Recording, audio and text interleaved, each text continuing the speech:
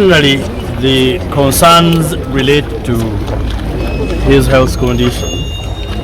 Because since he's kidnapped on Monday this week, Monday this week, yes, a search has been on. We mounted the search. We tried everywhere, police stations, and we couldn't find him. We couldn't locate him. And the worst thing is the destruction of institutions in this country. That every person, every single officer, every single responsible person you talk to wanted to avoid trouble. Right from the police and a military officer you talked with would say that one is not our prisoner. The police said they had no knowledge of where he was, and I believe them. We were not told where he is. We knew that he was in custody of some illegal outfit in form of the military. You know, the military is a trespasser in this area. So they trespassed onto police jurisdiction. We went to Natete police station, which is the area police, up to the region. They all refused to attend to us. They were saying, we do not know, we don't have him. Go to CID headquarters. We went to CID headquarters. They bounced us. We went to KMP where they sent us, and we could not get help. Until last night, midnight, we were looking for him in various police stations, where we would be told, sometimes deceptively, to disorganize us. And finally, in the morning today, around 10:30, when we got information that he's at Chira, we verified it with our sources, and yes, we found him at Chira, thank God. Because we know that the condition where he has been is much worse. With relation to him being produced in court, definitely we cannot celebrate it as victory, but we can only celebrate the law.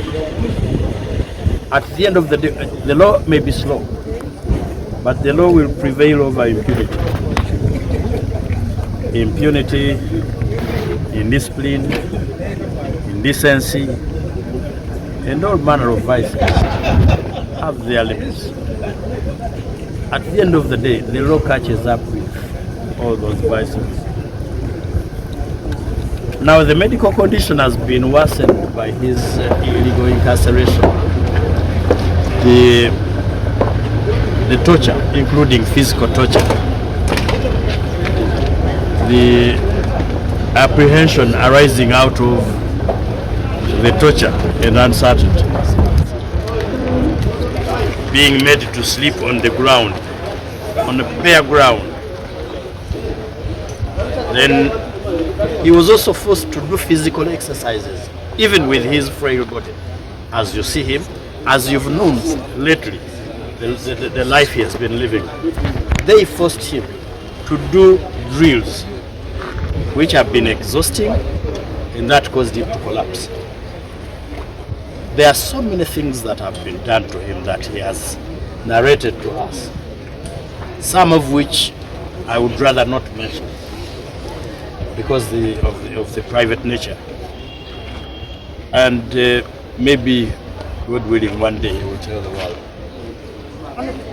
But there was a challenge raised by the counsel, now your client, Arias Lukwago. He says most of the individuals talked about the part of the matter that he's now been charged with are his clients. What does that speak to you as a lawyer?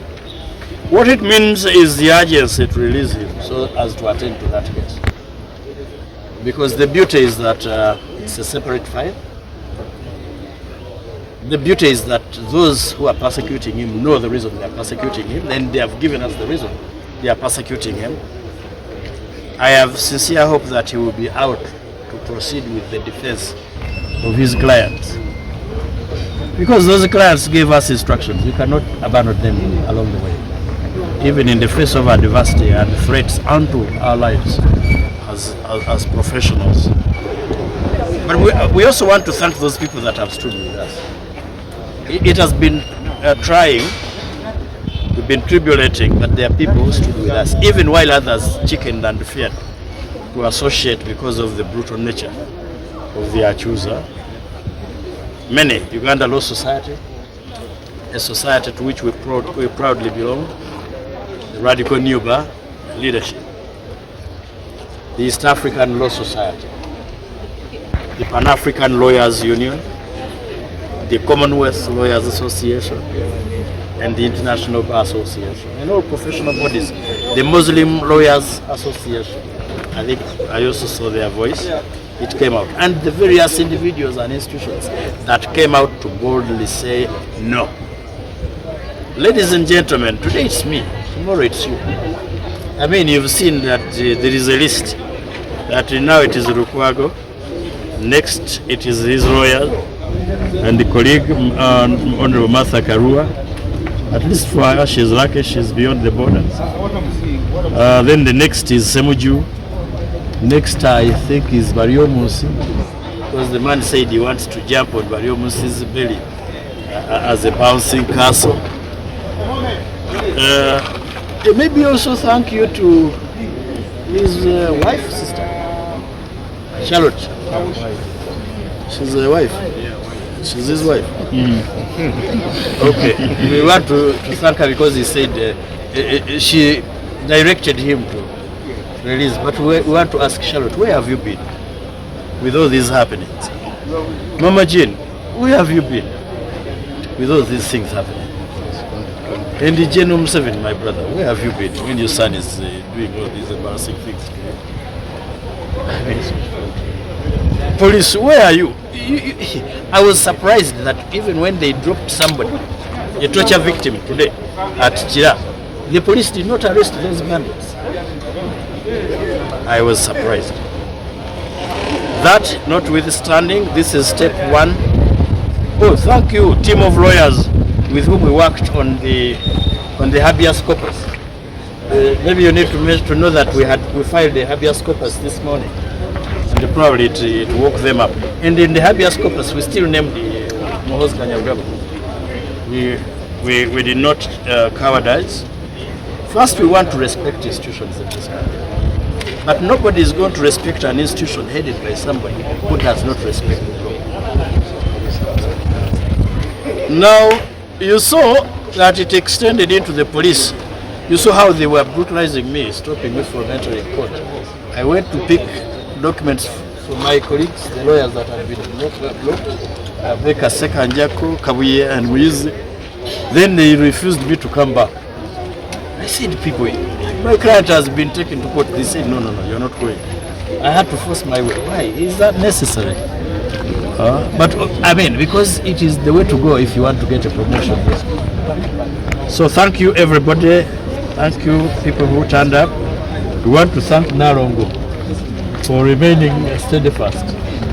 You know, sometimes our spouses are used as agents of the devil. Thank you, Roshi, for standing with your dear husband. We want to thank the children for the resilience. I know at some points they've been breaking down. We pray that it ends well. From a professional angle, it's very interesting. One, how somebody can charge you after asking you to release information you might have obtained from your client in the course of your professional conduct, your professional practice. Tell us what your clients told you. Can you imagine? A professional? To our son, Genome Hos Kanyarugaba, I will appeal to you still.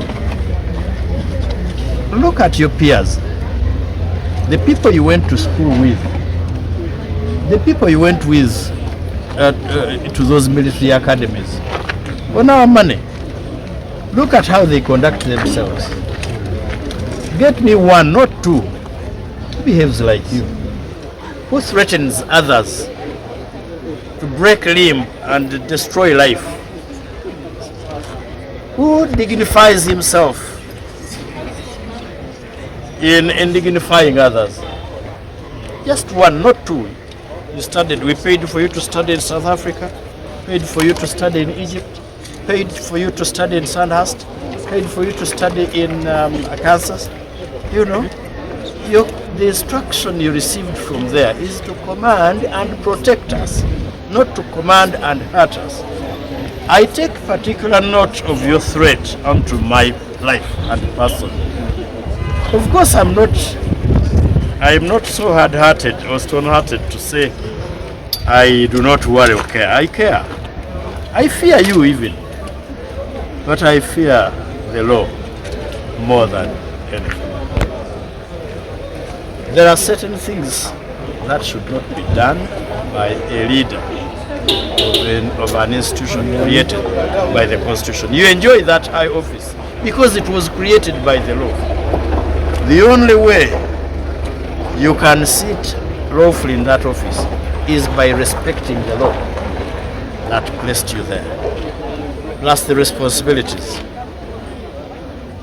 that I'm also going to appeal to the Bataka of Buganda, because one of their sons, Joel Museveni, produced a son who is brutalizing us. I want to sincerely hope that I will not disappear, that I will be around. But whether I'm around or not, the voice that I raise will be there. The issues that I stand for will remain there and will have to be solved if we all are going to have peace. Martin Luther King Jr. said, injustice anywhere is a threat to justice everywhere. I said there are certain things I do not want to mention, but that is visible.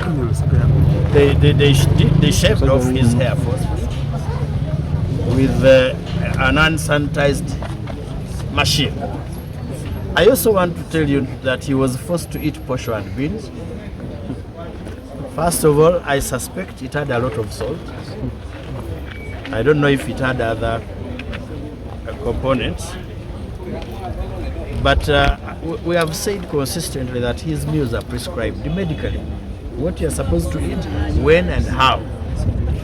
So they forced him to eat posho and beans, which exacerbated his condition, as I mentioned. All his underlying medical conditions rose up as a result of the environment in which he has been for the last 2 days.